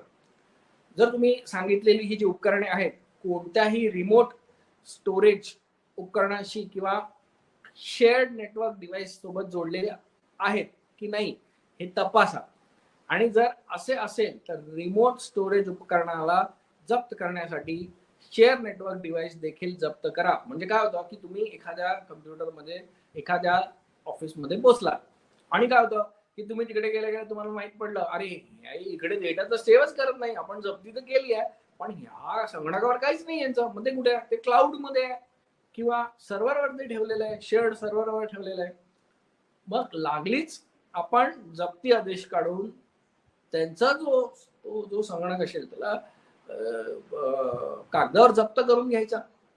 कारण जर खूप डेटा सर्व्हर असेल तुमचा म्हणजे तर त्याला खूप हार्ड डिस्क आणि खूप वेळ कन्झ्युमिंग असतं. त्या तत्पुरती तुम्ही त्याला सील करून कोणीही बाहेरून त्याला ऍक्सेस करत नाही याची खात्री करायची आणि जप्त करायचं. Wireless access points, routers, modems किंवा इतर कोणतेही उपकरण जे ह्या ऍक्सेस पॉइंट राउटर्स मॉडेम्सला जोडलेले असतो जे कधी कधी लपलेले असतात त्या देखील जप्त करा. ह्याचा अर्थ काय तुम्हाला सांगतो. ऍक्सेस पॉइंटचा अर्थ काय ते तुम्हाला सांगतो. आता तुम्ही समजा एका मोठ्या बिल्डिंग मध्ये राहता. तुमचं पोलीस स्टेशन आहे थोडक्यात आणि तुम्हाला पोलीस स्टेशन वायफाय करायचं. सगळ्याकडे पोलीस स्टेशनचं वायफाय मिळालं पाहिजे. मग एक असतो आपल्याकडे मॉडेम जिकडे इंटरनेट आलेलं असतं, इंटरनेटचा स्त्रोत. पण तुम्हाला सगळ्याकडे जेव्हा इंटरनेट द्यायचं असेल तेव्हा तुम्ही काय करता, प्रत्येक गल्लीमध्ये एक ऍक्सेस पॉइंट लावता. म्हणजे एक असं डिव्हाइस मशीन ज्याला 2 अँटेना असतात आणि जे वायरलेसली इंटरनेटचं सिग्नल प्रसारित करत असतं. त्याला आपण ऍक्सेस पॉइंट असं म्हणतो, जे इंटरनेट सगळ्याकडे पसरवते तुमच्या इलाक्यामध्ये. त्याला ऍक्सेस पॉइंट असं म्हणतो. राउटर मी सांगितलं जिकडे तुम्हाला ऍक्च्युअली इंटरनेट येतं. मॉडेम चांगली वापरत नाही, पण अशी कुठलीही डिव्हाइसेस असतील जे तुम्हाला दिसतात किंवा न दिसतात तिकडनं घेणं गरजेचं. मग तुम्हाला हे कशाला घेतो आपण, तर प्रत्येक डिव्हाइस जे असतं ना हे याच्या आतमध्ये लॉग बनत असतो. म्हणजे कधी कोणी ह्याला ऍक्सेस केलं, कधी कोणी त्याला छेडखानी केली का, कोणी रिसेट मारला का. कधी कधी काय होतं, डेटा खपवण्यासाठी, लॉग्स खपवण्यासाठी त्याला रिसेट करून टाकतात. आणि ऍक्सेस पॉइंट रिसेट करणं खूप सोपं आहे. एक सुईने रिसेट होऊन जातो. तो जर रिसेट केला काही कारण असतं, लॉग खपवण्यासाठी किंवा पासवर्ड जुना करण्यासाठी. आता तुम्ही नवीन पासवर्ड केलाय, रिसेट मारला तर तो ऍडमिन होऊन जातो. ऍडमिन झाला की ऍक्सेस करता येतो. असे सगळे त्याच्यामध्ये वीक पॉइंट्स असतात जे बरोबर हॅकर्सला आणि IT मंडळींना माहित असतं. तर हे करण्यासाठी केलं तर नाही केलं तर ह्या लोन्स मधनं ते एंट्री घेणं गरजेचं आहे. Madam next. नेटवर्कशी उपकरणे जोडली असतील तर घटनास्थळावरून कोणतेही असुरक्षित वायरलेस नेटवर्क ऍक्सेस होत नाही ना याची खात्री करून घ्यायची. खात्री करून घ्या. आणि जर असे होत असेल तर त्याला ओळखा व असुरक्षित वायरलेस डिव्हाइस यांना सुरक्षित करा. कारण आरोपीने असुरक्षित वायरलेस डिव्हाइसचा वापर केला असू शकतो. म्हणजे काय की आता आपण एका ठिकाणी जाऊन तुम्ही झडती करताय किंवा छापा मारलाय आणि छापा मारलेला असताना तिकडनं आपल्याला कळतं की गुन्हा इकडनं घडलाय, पण गुन्हा तिकडनं घडलेला नसू शकतो. कारण तिकडे त्यांनी एक वायरलेस डिव्हाइस लावलंय आणि त्या वायरलेस डिव्हाइसचं प्रक्षेपण बाजूच्या 2 घरात होतंय आणि गुन्हेगार ऍक्च्युअली दुसऱ्याच घरात बसलाय आणि तिकडनं हा इंटरनेट वापरतोय जे बंद घर आहे. म्हणून तिकडे गेल्यावर तुम्हाला ही डिव्हाइस सापडतं पण गुन्हेगार सापडत नाही, कारण 2 घराच्या बाजूला बसून ते नेटवर्क ऍक्सेस करून करत असेल. म्हणून असले डिव्हाइसेस पहिले चेक करून घ्यायचे की असुरक्षित वायरलेस म्हणजे काय की ज्याला पासवर्ड नाहीये किंवा ज्याला WPA की नाहीये, असं याला आपण असुरक्षित वायरलेस नेटवर्क असे सुद्धा म्हणतो. खात्री करून घ्या की कोणी नेटवर्क सांभाळून आहे किंवा कोणी नेटवर्क चालवत आहे हे ओळखा. नेटवर्क चालवणाऱ्या संदर्भात त्यासोबत नेटवर्क मॅनेजर कडून जप्त केलेल्या उपकरणाचा गुन्ह्यामधील समावेशची सगळी माहिती गोळा करा. म्हणजे जे मी तुम्हाला आता सांगितलं तेच परत सांगतो की हा नेटवर्क कोणी बाहेरून तर चालवत नाहीये ना, रिमोटली तर चालवत नाहीये ना. जो नेटवर्क मॅनेजर असतो म्हणजे त्याला आपण नेटवर्क ऍडमिनिस्ट्रेटर असं म्हणतो, त्याच्याशी संवाद साधा, त्याच्याकडनं नेटवर्क डायग्राम घ्या आणि समजून घ्या की हा नेटवर्क कुठे कुठे जातोय, कोण कोण ऍक्सेस करू शकतं, बाहेरून ऍक्सेस होतो का, परदेशातून ऍक्सेस होतो का, बाहेरच्या ऍक्सेससाठी लॉग इन आणि पासवर्ड काय, आणि जर लॉग इन आणि पासवर्ड असेल तर त्याला त्वरित बदलून टाकायला सांगा. कारण आपण जप्त केल्यावर सुद्धा, कारण खूप वेळा काय होतं, तुम्हाला तो सर्व्हर चालू ठेवून द्यावा लागतो कारण त्याच्यावर जो गुन्हा झालेला असतो त्याच्या व्यतिरिक्त डेटा असतो.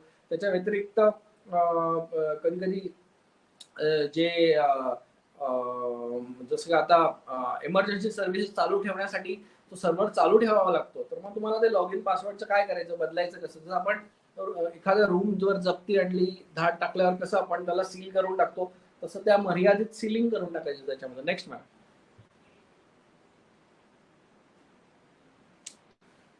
आता मोबाईल डिव्हाइसेस. आता खूप वेळा गुन्ह्यात काय होतं की हल्ली जास्तीत जास्त मोबाईल डिव्हाइस वापरले जातात. आता आपली डोकंदुखी काय झाली आहे पोलिसांची की आपण मोबाईल जप्त केला, मोबाईल संदर्भात गुन्हे दाखल करायला तर लोक मंडळी आपल्याकडे सरसावते, खासदार मुली, यंग मुलं. पण जेव्हा आपण तो मोबाईल जप्त करतो तेव्हा त्यांचं पोट दुखावतो आणि त्यांना तो मोबाईल परत हवा असतो.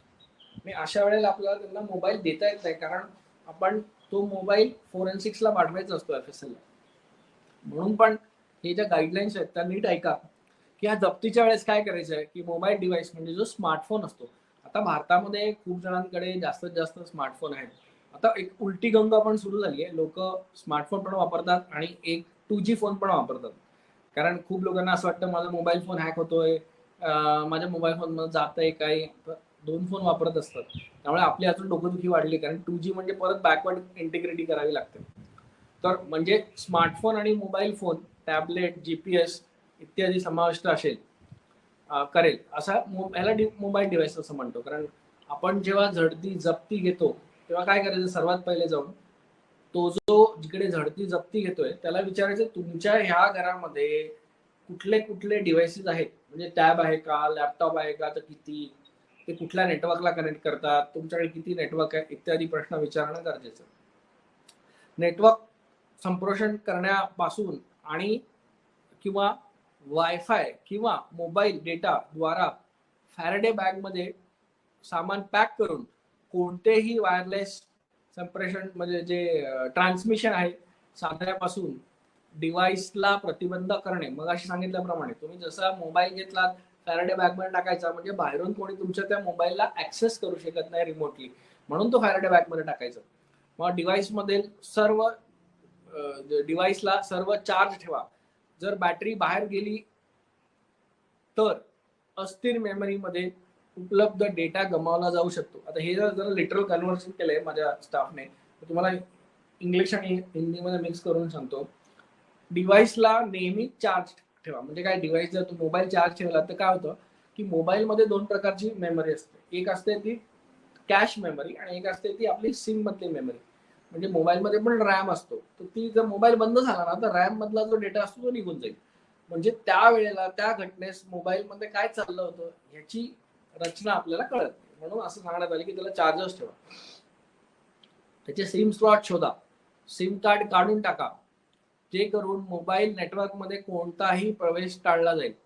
फॅरेडे बॅग मध्ये सिम कार्ड स्वतंत्र पॅक करा. आता हा खूप महत्वाची गोष्ट आहे. हा डिफेन्स वाला तुम्हाला प्रश्न विचारू शकतो, मोबाईल जप्ती वेळेस तुम्ही कसं केला, तर तुम्हाला हे सांगावं लागेल की मी मोबाईल काढून घेतला, मोबाईलला एक वेगळा मोबाईल उघडला. आता लक्षात ठेवा, मोबाईल उघडताना आता ही एक गडबड आहे इकडे, जर बॅटरी काढून सिम कार्ड काढायला लागला तर मोबाईल बंद होणार आहे काही काळापुरता, आणि जर बॅटरी न काढता जर सिम काढता आलं तर मग मोबाईल बंद नाही होणार. ऍपल फोन आहे आणि काही जे सॅमसंगचे मोठे फोन आहेत त्याच्यामध्ये बॅटरी न काढता तुम्हाला सिम कार्ड काढता येतं, कारण त्या साईड स्लॉटला असतं. पण काही फोन असतात ज्याची बॅटरीच्या मागच्या आतच ते तुमचं सिम कार्ड असतं, त्यावेळेला तुमचा अनायास मोबाईल बंद होणार आहे. त्यामुळे तो एकदा व्यवस्थित विचार करून घ्या. त्यापेक्षा मी असं सांगेन, जर मोबाईलच्या बॅटरीच्या खाली सिम कार्ड असेल तर मोबाईल फोन तुम्ही एअरप्लेन मोड मध्ये टाका आणि तो फॅरेडे बॅग मध्ये टाकून जप्त करा. म्हणजे तरी त्याला बाहेरून कोणी ऍक्सेस करू शकणार नाही. 2 गोष्टी करायच्या, मोबाईलच्या खाली जर बॅटरी खाली जर सिम कार्ड असेल तर 2 गोष्टी करायच्या. एक, त्याला एअरप्लेन मोड मध्ये टाका. 2, त्याचा वायफाय बंद करून टाका, कारण वायफाय जरी चालू राहिलं तरी ऍक्सेस बाहेरून करता येतो. नेक्स्ट मॅम,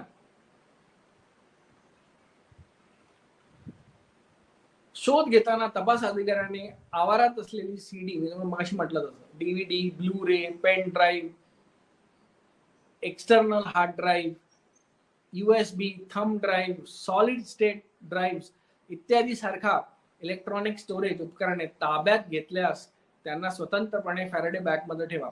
म्हणजे प्रत्येक डिव्हाइस वेगवेगळ्या फॅरेडे बॅग मध्ये ठेवण्यास सांगितलं. पण हे जे सगळे एकत्र डिव्हाइस एका फॅरेडे बॅग मध्ये चालेल, लक्षात घ्या. जी रिमोटली ऍक्सेस करता येतं त्याला वेगळ्या बॅगेमध्ये ठेवा आणि बाकी सगळे एका वेगळ्या बॅग मध्ये ठेवा. फॅरेडे बॅग्स ह्या आता पोलिसांच्या बजेटमध्ये त्याचा समाविष्ट करणं, प्रत्येक जे पोलीस स्टेशन मधनं जे बजेट जातं आणि जे तुम्ही तुमच्या वस्तू डिमांड करता त्याच्यामध्ये फॅरेडे बॅग्स मागवणं गरजेचं आहे. याचं टेंडर निघून मागवणं गरजेचं आहे, असं सगळ्या पोलीस स्टेशन मध्ये असणं सुद्धा गरजेचं आहे. आणि हे लक्षात ठेवा ती फॅरेडे बॅगचं अजून एक गडबड आहे, ती एकदा का तुम्ही तिकडनं जप्त केली की ती त्या फॅरेडे बॅग मध्ये सगळं राहणार आहे, त्याच्यामुळे ती बॅग वापरता नाही येणार परत तुम्हाला.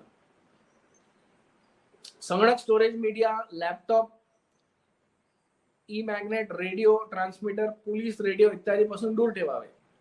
कुठलीही संगणक ज्या वस्तू आहेत म्हणजे लॅपटॉप म्हणा, मॅग्नेटिक डिव्हाइसेस जे आहेत ते तुम्ही तुमच्या पोलीसचा जो ट्रान्समीटर असतो ते तुमचा वॉकी टॉकी यापासून त्याला दूर ठेवायचे, म्हणजे जी किरणं आहेत ती एक आपापसात हे नाही करणार. आता तुम्हाला ह्याची थोडंसं बॅकग्राऊंड देतो. जर मॅग्नेटिक नसेल तर काय काही प्रॉब्लेम नाही आहे, म्हणजे मॅग्नेटिक मेमरीमध्ये स्टोअर करायचं नसेल तर काय प्रॉब्लेम, म्हणजे जर डीव्हीडीच्या बाजूला तुम्ही जरी किंवा ब्लूरेच्या बाजूला जरी तुम्ही ट्रान्समीटर ठेवला तरी त्याने त्या डेटाचा काय तो इरेज होणार नाही किंवा त्याला काही प्रॉब्लेम होणार नाही. त्यामुळे ती बुद्धी वापरून त्यावेळेला एक्सपर्टला वापरून कसं काय सेग्रिगेशन करायचं हे तुम्ही ठरवायचं असतं. Next ma'am.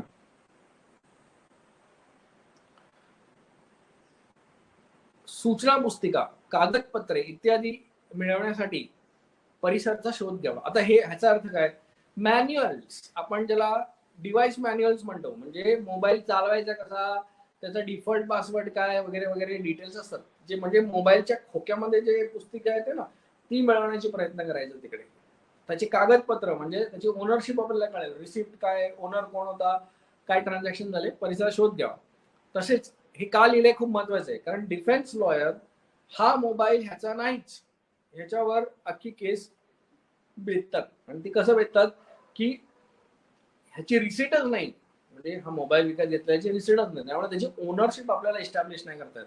जर तुम्हाला रिसिट मिळाली तर तो मोबाईल ह्याचाच किंवा हा सिम कार्ड ह्याचंच हे आपल्याला एस्टॅब्लिश करता येतं. तसं एखादी संकेत शब्द कुठलेही लिहिले गेले आहे का ते शोधावे. बहुतेक वेळेस त्या ठिकाणी उपकरणे असणारच.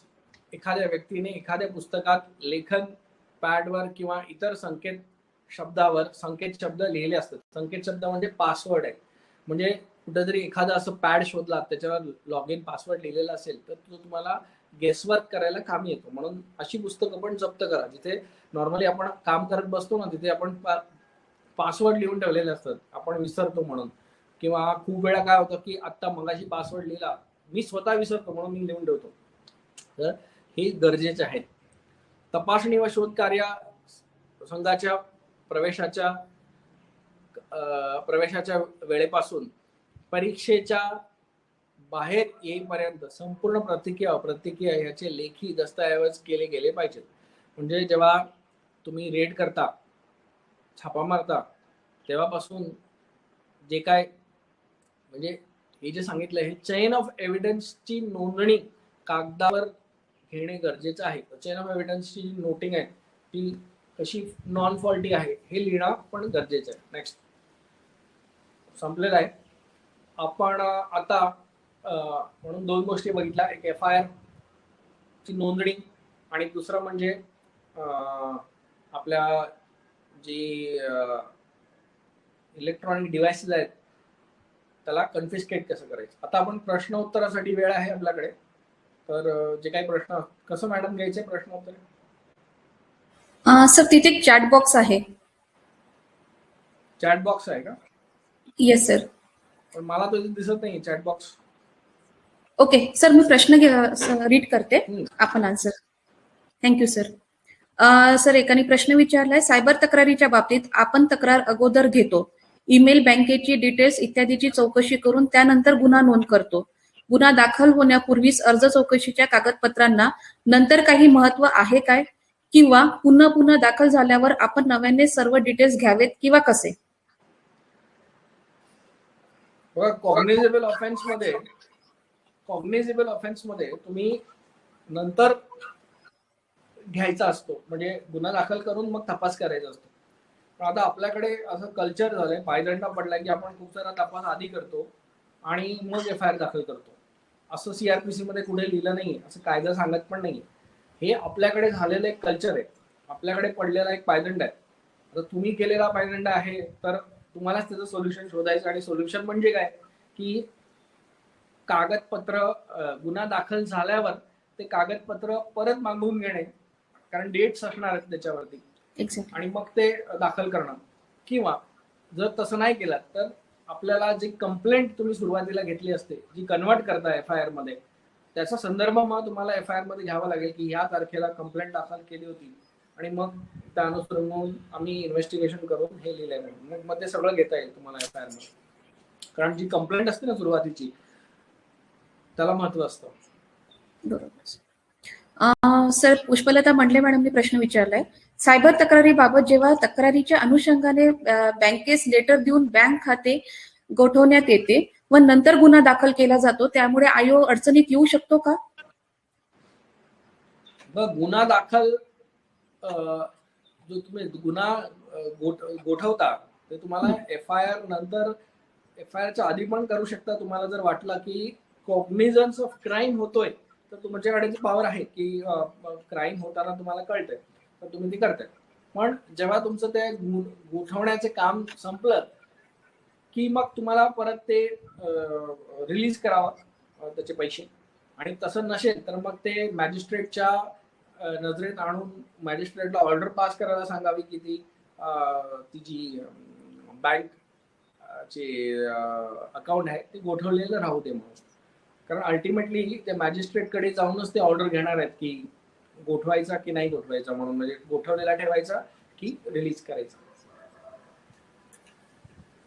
सर, प्रश्न आहे, फोन पे, गुगल पे ट्रान्झॅक्शन रिलेटेड अप्लिकेशन आले तर काय करावे? म्हणजे गुगल पे, फोन पेचे असे काही ट्रान्सलेशन रिलेटेड जे काही अप्लिकेशन्स आले, म्हणजे फ्रॉड झाला त्यामध्ये, तर त्याच्याबद्दल त्यांनी मार्गदर्शन विचारलेलं आहे. स्टँडर्ड ऑपरेटिंग प्रोसिजर आहे. आपण त्यांचे नोडल ऑफिसर असतात असल्या फोन पे आणि हे सगळे पेमेंट गेटवेचे, जे RBIच्या रूल्स प्रमाणे, सेबीच्या रूल्स प्रमाणे त्यांची नोंद असते. तुम्हाला कुठं तुमच्या सायबर सेल वगैरे मधनं त्यांचं डिटेल्स मिळेल, आणि त्यांच्याकडे रीतसर CRPC खाली नोटीस पाठवून आपण डिटेल्स मागून हा गुन्हा इन्व्हेस्टिगेट करत असतो. काही प्रॉब्लेम नाही याच्यामध्ये. फोन पे आणि याच्यावर केस, ह्या भारतीय कंपन्या आहेत, त्यांना भारतामध्ये सगळे डिटेल्स देणं ते बंधनकारक आहे. सर, एक प्रश्न आहे, अल्पवयीन मुलीस आरोपीने मोबाईल फोनवर अश्लील कार्टून चित्र दाखवितो, तर IT ऍक्ट कायद्याखाली काही कलमे लावता येतील का? कार्टून आणि Yes. अश्लील कार्टून पिक्चर्स दाखवतो. कार्टून आणि मूर्ती, आर्ट इत्यादी हे एक्सेप्शन केसेस मध्ये येतात. म्हणजे आपल्या ऑब्सिनिटीचं जे एक्सेप्शन आहे ना, ते म्हणजे आता नग्नता ही जर कार्टून स्वरूपात असेल तर त्याच्यावर अजून काही केस लॉ नाहीये. पण जर तो दाखवून काही हरकत करत असेल तर आपल्याला मात्र त्याच्यावर केस दाखल करता येईल. पण पोक्सो खाली आपल्याला त्याच्या विरुद्ध कायदा दाखल करता येईल. IT ऍक्ट मध्ये त्याला मला वाटते हे आहे, सूट देऊ शकेल IT ऍक्ट, पण पोक्सो खाली दाखल करता येईल. कारण पोक्सो मध्ये ना शब्द जास्त वापरलेत, लॅस्विशियस वगैरे असे सगळे शब्द वापरलेत. पोक्सो खाली आपल्याला दाखल करता येईल. बरोबर सर. सर, प्रमोद पवार सरांनी प्रश्न विचारलाय, in case of online banking fraud, what are the liabilities and responsibilities of the concerned bank or the online apps like payment, Google Pay, etc. If they don't cooperate in investigation, what are the legal methods to correct them? Very good. हे मी म्हणजे आता विविध TV चॅनलवर पण सांगितलंय, विविध police officer phone करतात तेव्हा पण सांगतो की जर तुम्हाला ते कोऑपरेट करत नसेल तर IT ऍक्ट मध्ये आपल्याकडे कलम आहे, अबेटमेंट ऑफ ऑफेन्सेस. म्हणजे त्यांनी तो गुन्हा वाढवण्यासाठी पूर्णपणे तुम्हाला सहकार्य पण नाही केलं, आणि त्यामुळे गुन्हा वाढतोय पण अजून. कारण एखाद्या तुम्हाला डिटेल्स नाही दिले, तपास नाही केला, तर गुन्हा वाढतो सुद्धा. तर अबेटमेंट ऑफ द ऑफेन्स खाली सेम कलम लागू होतं त्यांच्यावरती. तर तो त्यांना पण तुमच्या चार्जशीट मध्ये त्याला ऍड करून टाकायचं. सर, इलेक्ट्रॉनिक्स उपकरणे, स्मार्टफोन किंवा ईमेल खाते याचा शोध कामी सायबर पोलीस ठाण्यात कार्यरत पोलीस अंमलदार यांच्या मार्फतीने कारवाई करून घेऊन त्यांचे 65B सर्टिफिकेट घेतले तर तो ग्राह्य धरण्यात येईल का? 65B यावर आपण एक वेगळा लेक्चर ठेवता येईल ते, आणि एक्झॅक्टली इलेक्ट्रॉनिक सर. एव्हिडन्सवर, कारण त्याच्यावर तुम्हाला खूप प्रश्न असतात. त्यामुळे मला आता छोटा मोठा उत्तर नाही द्यायचं, तिकडे तुम्हाला ते जास्त क्लिअर होईल. आपण एक दुसरं सेशन ठेवू त्यांच्यासाठी. पण नक्की सर. मी हा, कधी घेता येतील वगैरे मी त्याच्यात डिस्कस करेन. आता राहून देतो प्रश्न. ओके सर, चालेल. नक्की सर, पण 65B वर आपण एक वेबिनार नक्की घेऊया सर. हा, गुन्हा करतेवेळेस इलेक्ट्रॉनिक डिव्हाइसचा वापर केलेला नसतो, परंतु त्या गुन्ह्याबाबतची पोस्ट ही सोशल मीडियावर प्रसारित केली जाते. अशा गुन्ह्यात सायबर गुन्हा म्हणता येईल का? गुन्हा करतानाची पोस्ट सायबर याच्यावर टाकण्यात येते. आता काय आहे की हा गुन्हा जर त्याच्यामध्ये काय ऑप्शन असेल तर 67 खाली घेता येईल. ऑप्शन नसेल तर आपला माहिती व तंत्रज्ञान कायद्यामध्ये कुठलंच कलम नाही आहे या गुन्ह्याला कव्हर करायला. गुन्हा करतानाचा रेकॉर्डिंग करून हे करणं. सर, एक प्रश्न आहे. सायबर गुन्ह्यामध्ये प्राथमिक चौकशी करून आरोपी निष्पन्न करूनच गुन्हा दाखल केला जातो. सगळीकडे सध्या हीच पद्धत वापरली जाते. त्यामध्ये कायद्याचा आधार घेता येईल का? अर्ज चौकशीचे कागदपत्र चार्जशीटला लावले जातात.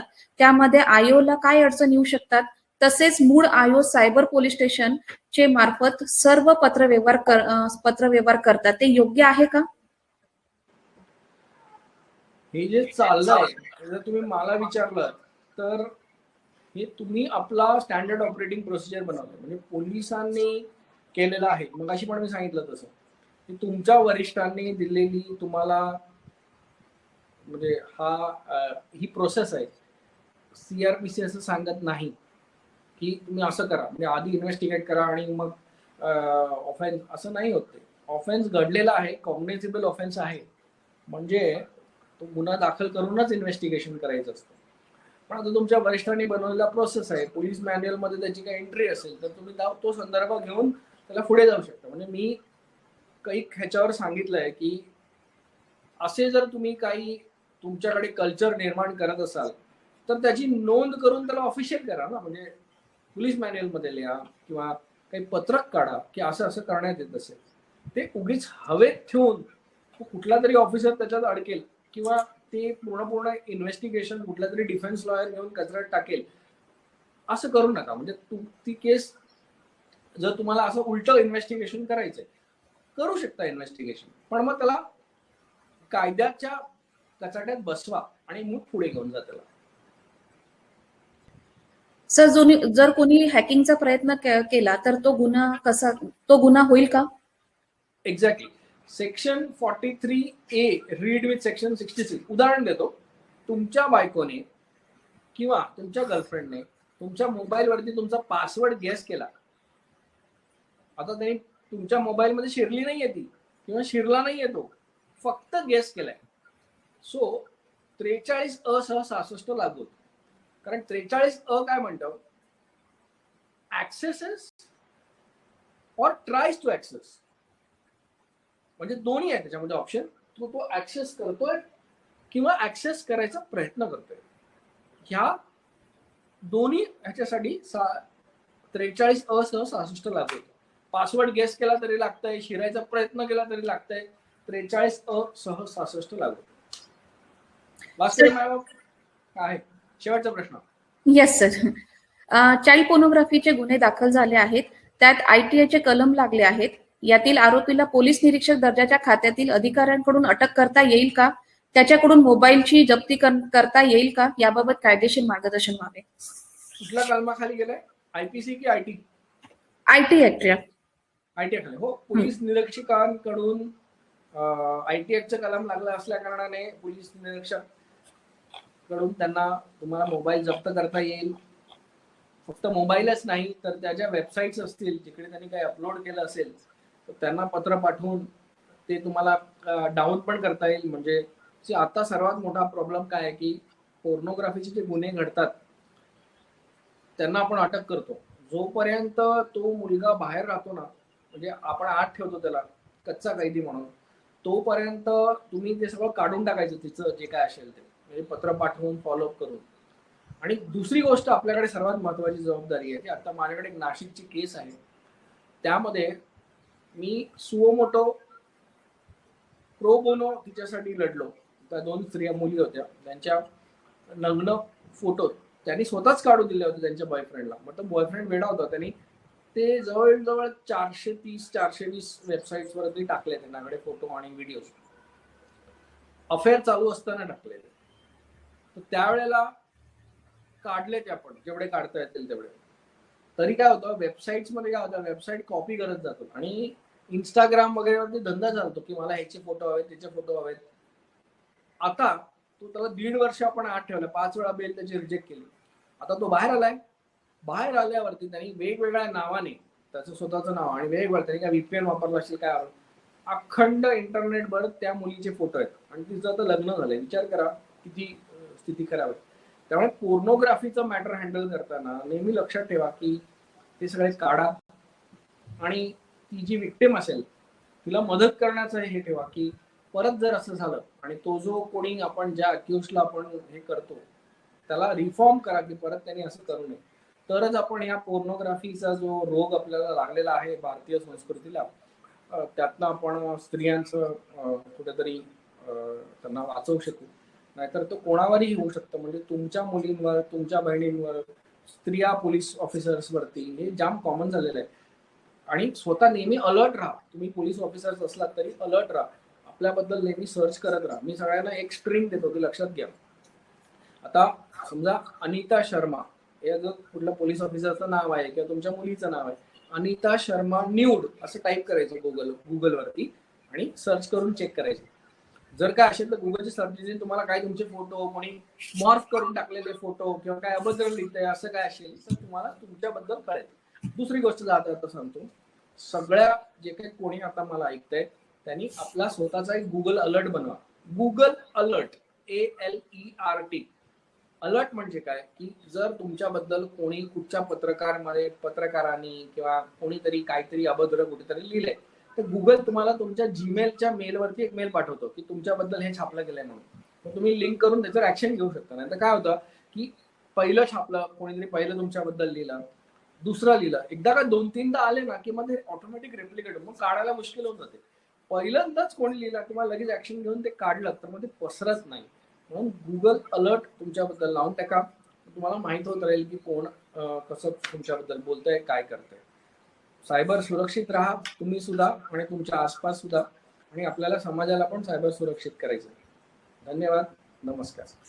खूप खूप धन्यवाद सर. खरंच आपण अमूल्य मार्गदर्शन केलं आणि आपला अमूल्य वेळ सुद्धा दिला. त्याबद्दल मी CPR पुणे आणि MPA नाशिककडून खूप खूप धन्यवाद मानते. आपल्या ह्या सायबरला भरपूर प्रतिसाद सुद्धा मिळालेला आहे. त्याच्याबद्दल मी सर्व अधिकारी आणि अंमलदार यांचे सुद्धा खूप खूप आभार मानते. आफ्टर वेबिनार आपली एक क्विज सुद्धा आहे. आपण काही क्वेश्चन्स डिस्कस केले होते, त्या आधारावरच आपण ही क्विज आपण तयार केलेली आहे. तर नक्कीच ती क्विज पण आपण सोडवून सगळ्यांना त्याचा मार्गदर्शनाचा लाभ होईल. तर मी परत एकदा मी आपले CPR पुणे आणि MPA कडून खूप खूप धन्यवाद मानते आणि हा वेबिनार इथे संपला आहे असे जाहीर करते. Thank you sir. थँक्यू.